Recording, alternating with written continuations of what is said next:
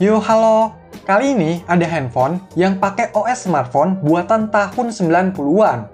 Tapi bukan handphone yang ada di gambar box ini ya, soalnya ini cuma sekedar bungkusannya aja.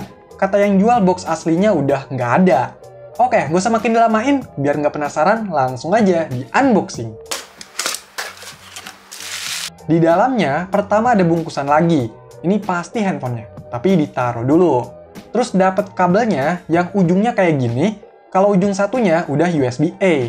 Nah, yang ini buku user guide-nya. Baru deh kelihatan nih handphone yang bakal dibahas, yaitu Kyocera 7135 smartphone. By the way, ini lumayan tebel ya bukunya.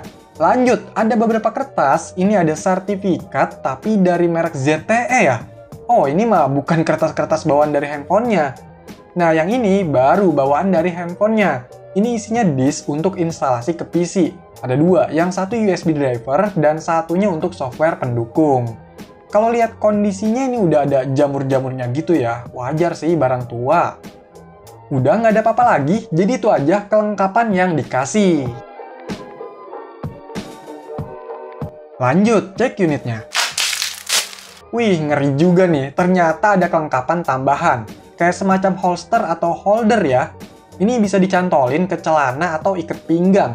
Jadi ingat waktu zaman-zamannya orang tua baru punya handphone, ada tempat diikat pinggangnya gitu kan? Oke, jadi wujud dari handphonenya itu kayak gini. Dia modelnya clamshell atau flip, dan ini ukurannya lumayan gede ya, berat, tebel, dan kayaknya banyak perintilan-perintilannya nih. Di bagian depan ini ada tulisan Kyocera dan lubang speaker. Di bagian sisi kanannya ada slot memori. Wah, ini udah ada memorinya. Kapasitas 512 MB. Tipenya itu multimedia card atau MMC, yang kayak di Nokia N-Gag gitu. Di bagian sisi bawahnya ada lubang untuk ngecharge atau transfer data. Di sisi kiri ada tombol pengatur volume, dan ada lubang jack audio. Terus di sisi atasnya ada infrared blaster, ada stylus yang bentuknya kayak gini, lubang buat gantungan, ada layar kecil juga di atas sini, dan ada antenanya yang masih bisa ditarik lebih panjang. Antik juga nih. Oke, coba dibuka.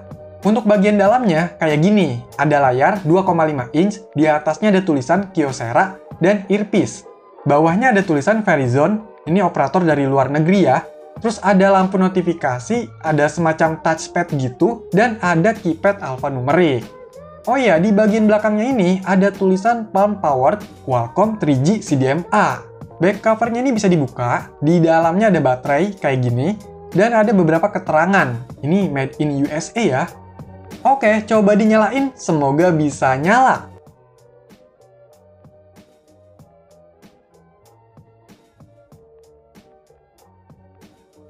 Waduh, nggak nyala nih. Apa baterainya kosong ya? Coba di-charge. Yes, nyala. Tapi di-charge dulu deh. A few moments later. Dan inilah tampilan pertama dari Kyocera 7135. Duh, layarnya udah mengkerut keriput gini ya. Maklum aja lah, udah kemakan umur. Tapi masih bisa dilihat kok.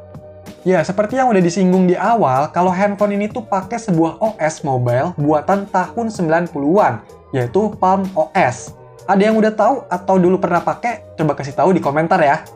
Nah, jadi Palm OS merupakan sistem operasi yang awalnya digunakan untuk perangkat PDA atau Personal Digital Assistant, namun berkembang ke smartphone dan perangkat mobile yang lain.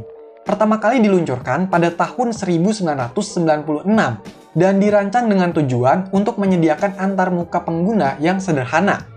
Palm OS dikembangkan dengan bahasa pemrograman C++. Sistem operasi ini juga didukung oleh komunitas untuk mengembangkan aplikasinya atau bahkan membuat perangkat lain yang menggunakan Palm OS. Jadi dulu ada beberapa merek ya yang menggunakan Palm OS. Contohnya Samsung, Lenovo, Kyocera, dan lain-lain. Palm OS sempat merajai beberapa tahun sebagai OS mobile yang paling populer, mengalahkan Windows Mobile, BlackBerry, bahkan Symbian. Tapi ketika awal tahun 2003-an, itu udah mulai kalah sama Symbian yang kepopulerannya melejit. Kepemilikan Palm OS juga banyak berpindah-pindah. Dari awalnya Palm Inc., terus jadi perusahaan independen, habis itu dibeli sama HP, dan akhirnya di tangan LG. Namanya juga berubah dari Palm OS ke Garnet OS, hingga akhirnya jadi Web OS. Nah, Web OS ini yang masih bisa ditemui sampai sekarang. tapi biasanya di perangkat Smart TV dari LG. Kalau untuk perangkat mobile udah nggak dikembangkan ya. Nah, balik lagi ke Kyocera 7135. Handphone ini dirilis sekitar tahun 2002 menggunakan Palm OS versi 4.1. Prosesornya pakai dari Motorola Dragon Ball VZ yang cuma 33 MHz dan RAM-nya atau storage-nya berkapasitas 16 MB. Untuk layarnya ini berukuran sekitar 2,5 inch 160x160, 16 bit resistive touchscreen dan udah berwarna. Untuk jaringannya udah 3G tapi pakai CDMA. Sedangkan untuk harganya waktu itu mencapai sekitar 400 sampai 500 US dollar. Kalau sekarang ini saya beli lewat toko Pak Edi, harganya cuma 100.000 aja. Dan ini sebenarnya termasuk barang langka loh. Secara tampilan, Palm OS ini memang simple. Jadi nggak ada halaman desktop atau home gitu. Langsung aja ke bagian daftar aplikasinya dengan icon model grid. Di atas ini cuma ada jam dan pilihan untuk menampilkan aplikasi sesuai kategorinya. Nah, untuk layar yang ada di bagian sisi atas tadi, ternyata itu berfungsi untuk menampilkan indikator baterai, sinyal, dan waktu. Oh ya, ngomongin sinyal, perasaan tadi nggak ada slot kartu SIM ya? Nah, jadi ternyata handphone ini pakai metode injek CDMA. Kalau yang dulu pakai BlackBerry CDMA pasti tahu. Ya, kalau sekarang semacam eSIM gitu kali ya, nggak berbentuk fisik. Nah, karena sekarang udah nggak ada dan jaringan CDMA juga udah nggak bisa, ya udah nggak bisa dipakai lagi fitur selulernya. Makanya di sini tulisannya searching terus. Untuk pengoperasiannya, Palm OS ini bisa secara touchscreen, jari, dan stylus. Tapi nggak terlalu sensitif karena tipenya masih resistif. Terus bisa juga pakai tombol. Tapi ini di pad-nya cuma 2 arah, atas dan bawah aja. Tapi lumayan sih kalau buat ngetik. Dan bisa juga nih pakai touchpad yang bisa digunakan untuk mengetik dengan cara menggambar per huruf gitu. Kalau di Palm OS teknologi ini didukung dengan yang namanya Gravity 2. Dan untuk penggunaannya juga nggak sembarangan. Ada polanya untuk membuat sebuah huruf, angka, dan simbol. Terus ada letak-letaknya juga nih. Selain itu, ada shortcut untuk ke halaman utama, buka menu aplikasi, ke telepon, dan pencarian. Ya emang makin ribet sih, tapi kalau zaman dulu udah kelihatan keren banget ya kayak gini. Biasanya kayak pembisnis atau orang penting gitu loh, berasa pegang komputer genggam. Untuk fitur-fiturnya, selain seluler kayak buat nelepon atau SMS, ada fitur standar PDA, kayak kalender agenda, kontak, aplikasi produktivitas buat catatan gitu, kalkulator ada, bahkan untuk mengelola dokumen atau file manager ini udah ada. Terus dari segi konektivitas, dia bisa pakai data 3G CDMA untuk browsing. Di sini kalau dilihat emang banyak aplikasi yang berhubungan sama internet ya. Ini browsernya aja ada 3. Terus ada aplikasi email, bisa jadi fax modem, bahkan udah bisa disinkronisasi dengan PC. Untuk urusan multimedia juga udah ada nih penampil gambar, video, dan pemutar musik dari bawaannya.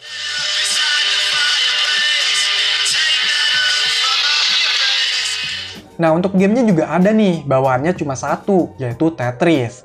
Ya, sebenarnya Palm OS juga terkenal loh sama game-gamenya. Karena di Palm OS juga bisa install aplikasi pihak ketiga.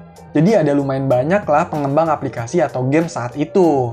Nah, walaupun ini perangkat tua yang biasanya susah nih cari fosil-fosil atau file bahan installernya, ternyata untuk Palm OS ini masih ada yang melestarikan.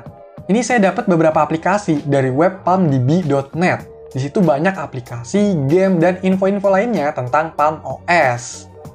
Oke, untuk install aplikasinya, kita bisa pakai file yang berformat PRC dan PDB datanya. Sebenarnya kita juga perlu PC dan software pendukung seperti USB driver dan aplikasi Palm Desktop yang bisa diinstal ke PC dari disk bawaannya. Tapi aplikasi-aplikasi itu udah susah dipakai kalau di PC dengan OS dan spek kekinian. Bikin tambah ribet ya. Nah, alternatifnya kita bisa langsung copy aja file aplikasi PRC atau PDB yang mau diinstal ke memori pakai card reader, lalu paste di folder Palm Launcher. Udah deh, tinggal pasang lagi aja memorinya. Nanti otomatis aplikasinya muncul di bagian memory card. By the way, lumayan banyak juga nih aplikasi dan game-game menarik di Palm OS ini.